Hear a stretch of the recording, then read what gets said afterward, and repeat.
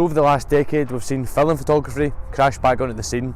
Today we're going to set out to find out some of the reasons why photographers are still using film over modern day digital cameras. From the first photo captured in 1826 to groundbreaking photos of black holes, the history of photography has came a long way.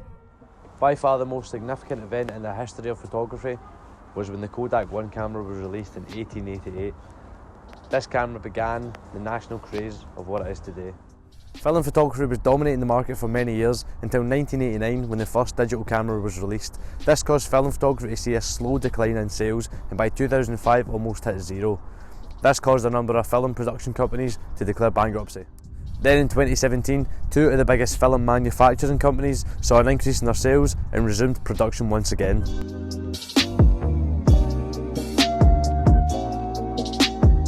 So film cameras make you think more about your shot because you can't look back and see the photos that you've taken. So in hand, I've got this Nishika N8000. The Nishika N8000 is one of the more interesting film cameras. Not only can you capture some amazing still photos, you can create 3D images. The camera's got 4 lenses which are each set at a different perspective. The camera also shoots on 35mm half frames.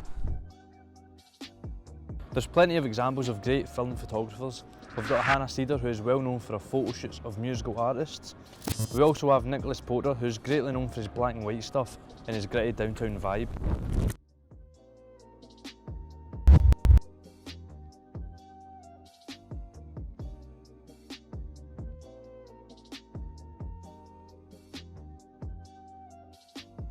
Yeah, so I'm Chris. I just do like photography as a hobby. Hobby, yeah. Yeah, it's pretty. Just always kind of done it. Just. I've been taking photos. I've always taken photos, whether that's just been on a phone or anything. But I got properly into it after I turned 21. I had a bit of spare cash, so I bought a digital camera, and then with like watching YouTube and that, got into some film photographers, which then I was like, you know what, that's actually pretty sick. So started to go into that. So yeah, probably about late 2020 started getting into it. So the first camera was the Sony A7, and then I bought a Canon A1. It's a really nice, super old camera, built like a tank, full metal body, whereas the other Canons are a wee bit more plastic.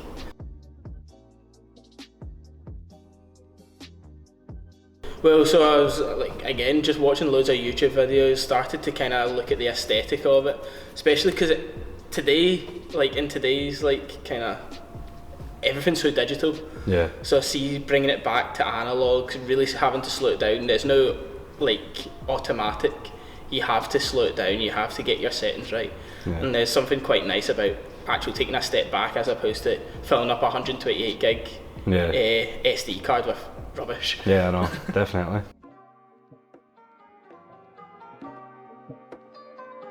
The A1 program. So this one, I'll actually load it. There should be a wee squeak in this. It's that there, the A1 and the A1 program. If you've listened to the iPhone camera, that's where they actually got the audio from it. So yeah, this one's actually my girlfriend's dad's. My A1 broke, but yeah, it's a fantastic system. A lot of famous photos have been taken on this, like the Microsoft Vista, the hills. Was that taken on that? Yeah, and then you've got the XA2 Olympus point and shoot. It's pretty good, pretty simple. You've only got 3 different settings for autofocus, and you just point it and shoot it really. And then we've got my X Pro 2 digital, so it's a mirrorless system.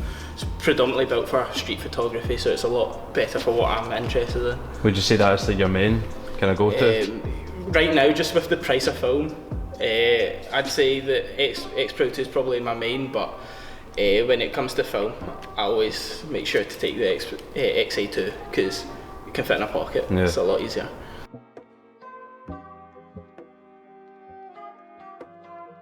The fact that like you're pretty much burning an image into the film. It's not camera processed. The camera doesn't do any thinking.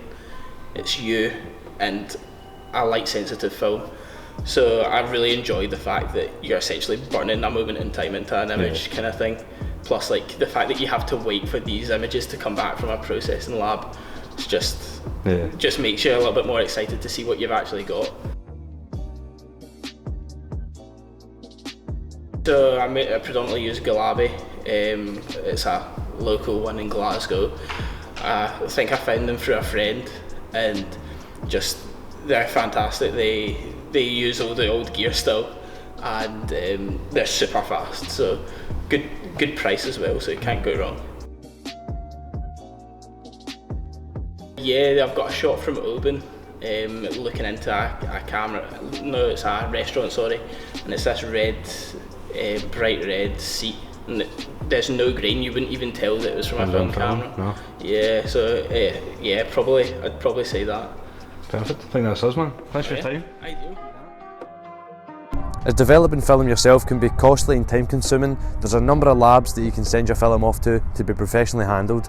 One of these labs is located in Glasgow, and I was lucky enough to pop in and get a few words from the owners.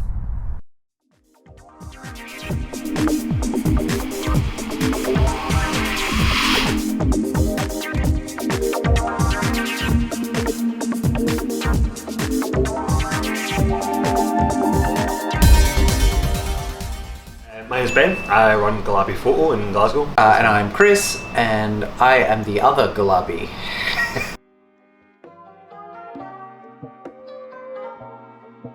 We officially started developing film for people in August 2019. Yep, August 26th. And then we moved into this kind of stoke shop unit in October 2019.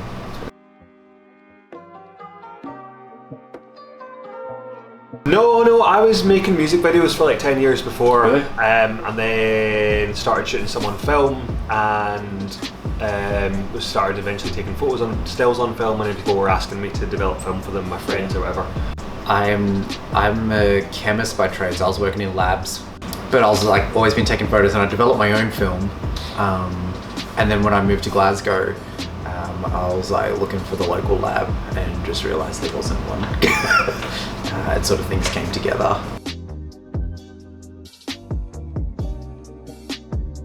For colour, it's probably about from going in the machine to being dry and scanned 10 minutes. 10 minutes? It's a little over, yeah. Goes in here.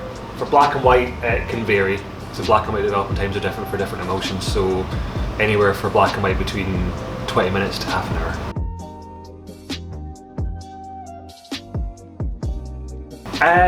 Most black and white films, there's a few like obsolete formats that we don't do anymore that you can't get chemicals for anymore, like you list them off. Yeah, so we can't do, C22 yeah, there's some really old ones like C22 we can't do, K14 obviously, that's the Kodachrome process. We don't do E6, like color reversal, ECN2, but they're all kind of marginal. Well, yeah, they're all kind of marginal, those ones. These are things we don't do. Yeah, we do the bulk of, which is color negative and black and white, which is the absolute lion's share of, you know, film photos.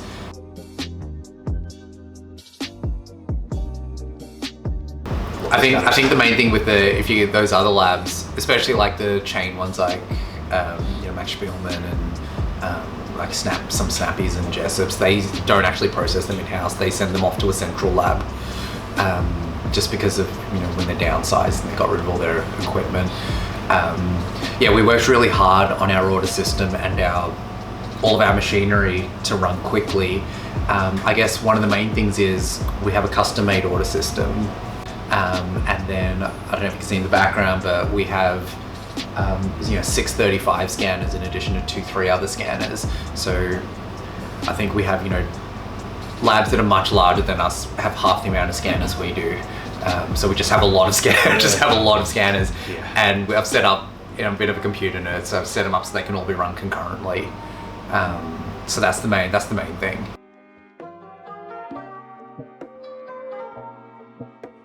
Yes. Yeah. A massive age range. Yeah. From people who are literally 14 and still in school to people who are 70. Yeah. Probably majority of people would be younger, discovering it. But that's not to say there's not a lot of older people who've maybe moved to digital in the mid 2000s, whatever, and are kind of realizing that they want to keep using the really good camera they've got in the cupboard or whatever. That's a good question, and I suppose they don't have the, like, we're in our like early mid-30s, and so we have like, we remember shooting film, right? But then we kind of forget that the people who are kids, they don't have that. It's like, to them it's just like a brand, so they're coming into it from the point of view of the film, what would you call it, renaissance or whatever, or they've kind of been born into that. So they've come into it with film already been back. So it's kind of weird. It's hard for us to get our mindset into that. We can't really not that we can't understand it, but it's just like, you know, something we can't understand being that young and not remembering it. But it must be like so exciting. It must be class. It must be so weird. Like, you get this little, you know, cartridge, and then you just get 36 photos back. Yeah, and I suppose it's also different to everything else that they've been in the digital world. And being limited. I think being limited is must be quite a novelty for some young folks.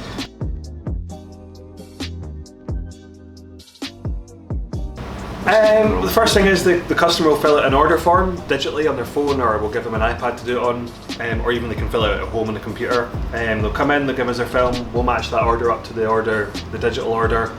We'll then twin check their order, so that means that we'll just put an identifying number sticker on the film and an identifying number sticker on their order form, so we can then separate the film from the order and we'll know what's what. Those then get taped up onto the leader cards, put through this machine or put through the black and white developer, dried, scanned where the number is re-entered into the computer system, and then matched back with their order and put into digital folders.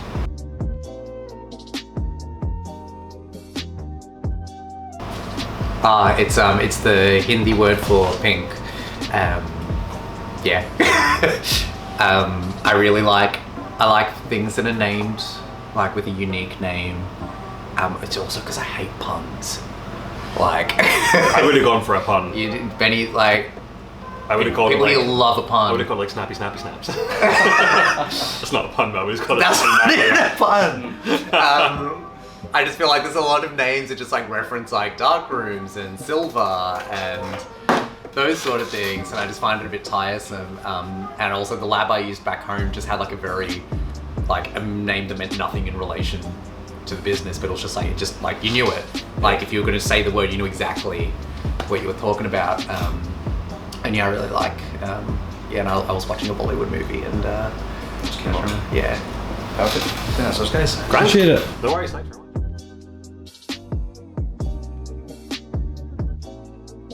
So we've had a look into some reasons why people are continuing to use film, and some behind the scenes of how film is developed in the 21st century. In a world that is surrounded by advancing technology, it's good to see a traditional method still being used. I hope this has inspired some of you to try out film photography and has shown you that modern day film is perfect.